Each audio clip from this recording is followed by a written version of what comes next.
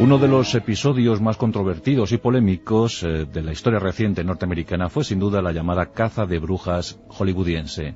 Muchos actores, actrices, guionistas, directores se vieron involucrados y acusados directamente con el dedo por aquello que se creó para defender la moral y la buena ideología norteamericana, ese comité de actividades anti-norteamericanas que tanta polémica, tanta duda sembró. Bien, pues uno de los enfrentamientos que se dieron en el seno de esta, vamos a llamarlo así, guerra mediática, fue sin duda alguna el enfrentamiento que protagonizaron Edgar J. Hoover y Charles Chaplin, muy renombrado en aquellos tiempos. Hoy vamos a recordarlo.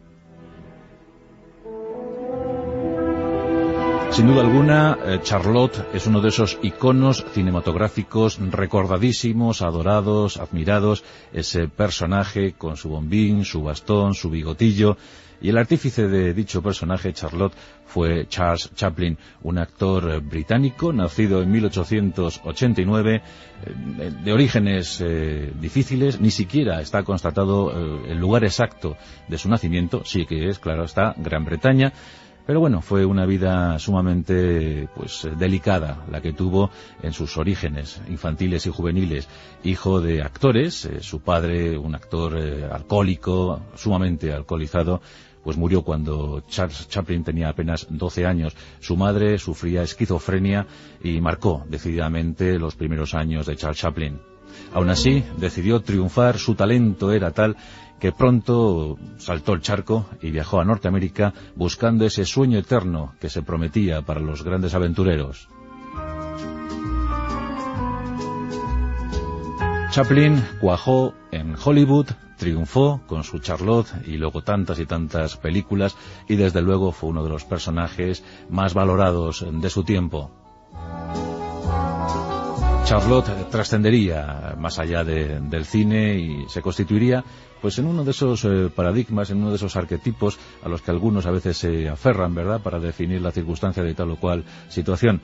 Pues bueno, Charlotte y Charles Chaplin fueron muy queridos en el cine, en el celuloide, y no tanto Charles Chaplin en su vida, en su azarosa vida real.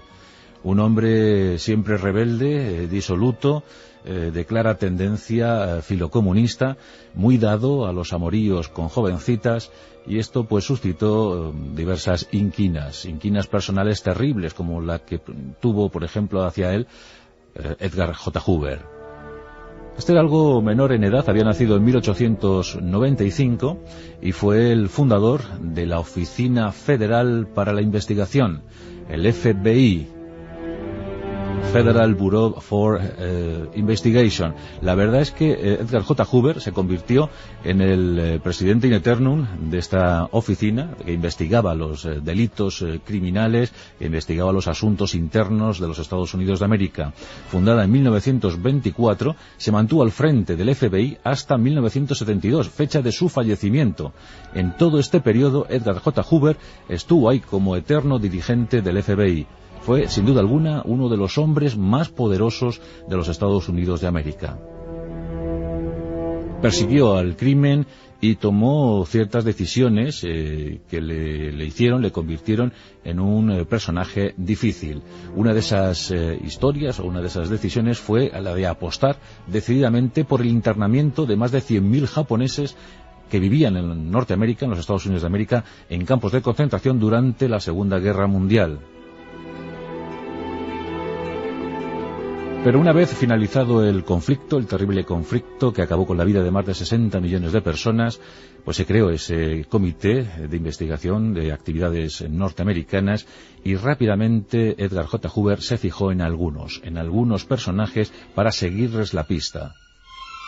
Ya por entonces Charles Chaplin era acusado de ser simpatizante de los comunistas. Incluso se le llegó a acusar de comunista por haber enviado una carta personal a Pablo Ruiz Picasso, el gran genio malagueño. Pues bueno, se pensaba que claro, que como Chaplin le había enviado una carta a un reconocido comunista, cual era Picasso, pues que esto ya le involucraba, esto ya le culpaba. Y se llegó a pensar que la actitud de Chaplin en sus películas, el caso de, por ejemplo, de Tiempos Modernos, El Gran Dictador, fijaos, El Gran Dictador, o El señor Verdoux, pues que esas películas minaban de alguna manera la fibra moral estadounidense. A esto sumamos que Chaplin participó en algunos mítines en favor de Rusia, que también se integró en alguna o fue partícipe de alguna exposición de arte ruso, y que no ocultaba sus simpatías por las tesis izquierdistas. Bueno, pues todo esto ya le granjeó suficiente enemistad como para que empezasen a buscarle causas y llevarle con ello a los tribunales. Y Hoover, sobre todo, se fijó en el cariño que Chaplin mostraba hacia las jovencitas. Se le llegó a acusar a Charles Chaplin de haber infringido la famosísima ley Mann. Esta ley, por esta ley se prohibía pasar de un estado de la Unión a otro con fines sexuales. Y esto es al parecer lo que hizo Charles Chaplin con una de sus famosas y jovencísimas amantes, Joan Barry. Joan Barry era hermosísima, tenía 30 años menos que Charles Chaplin, y al parecer ambos viajaron a un estado pues para allí mantener un idilio. Lo cierto es que en 1947 Chaplin ya fue acusado de ser filocomunista y de también ser casi un pederasta. Y la propia Joan Barry le acusó, ya en su guerra particular, del hijo que había tenido. Dijo que Charles Chaplin era padre del hijo que había tenido Joan Barry. Y aunque las pruebas sanguíneas dijeron lo contrario, no culparon a Charles Chaplin de ser padre de ese niño, sin embargo la acusación moral de toda una nación se cebó en él. La cosa llegó a tal punto que en 1952, cuando Charles Chaplin se disponía a estrenar Candilejas y quería estrenarla en Londres, en su país natal, pues él, en compañía de su mujer y sus hijos, estaba a punto de tomar el Queen Elizabeth, el famoso transatlántico, y muchos quisieron interceptar la marcha de Charles Chaplin, detenerle y llevarle a los tribunales para acusarle de todo tipo de maledicencias. Pudo viajar Charles Chaplin al fin, pero ya en Londres, estrenando Candilejas, se enteró que le habían sentenciado por inmoral y sobre todo por izquierdista, por comunista. Era una condena tremenda y pues poco más o menos que le animaban a no regresar jamás a los Estados Unidos de América, a no seguir perjudicando con sus películas, con sus actitudes, con sus palabras, la buena situación moral e intelectual de América. Charles Chaplin, dolido, muy dolido por aquello, se exilió en Suiza y allí permaneció ya el resto de su vida, amargado, triste. Por fortuna, la historia le reconoció su valía. En 1972, el ya a punto de ser fue proclamado ser a los 3 años del año 1972, se le concedió el título de Caballero del Imperio Británico en 1975, pero en 1972 sí que pudo regresar a los Estados Unidos.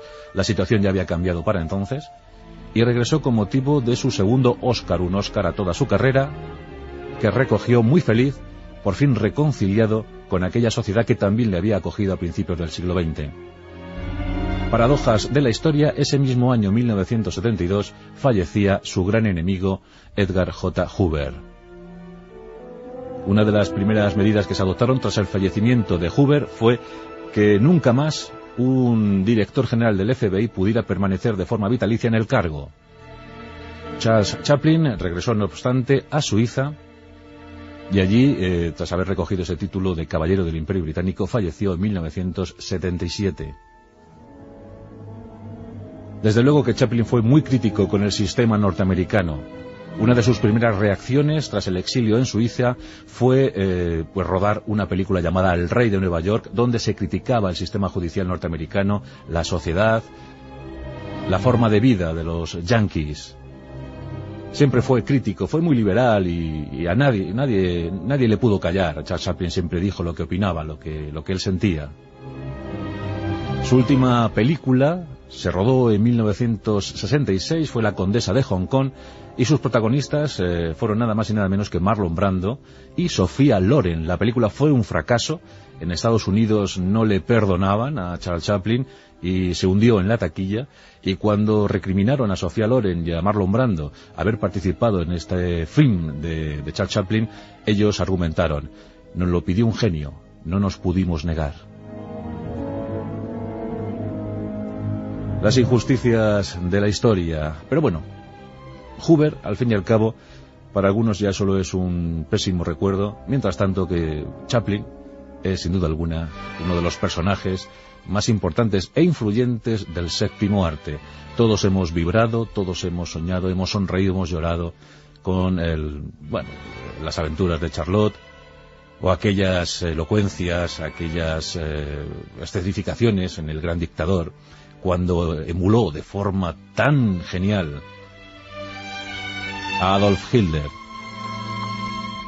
En fin, que Charles Chaplin queda siempre en nuestro acervo emocional y cultural, y a pesar de sus tropiezos, o a pesar de los inconvenientes creados en su vida real, lo que realmente nos importa es lo que generó esta genial, esta auténtica leyenda del cine y de la vida.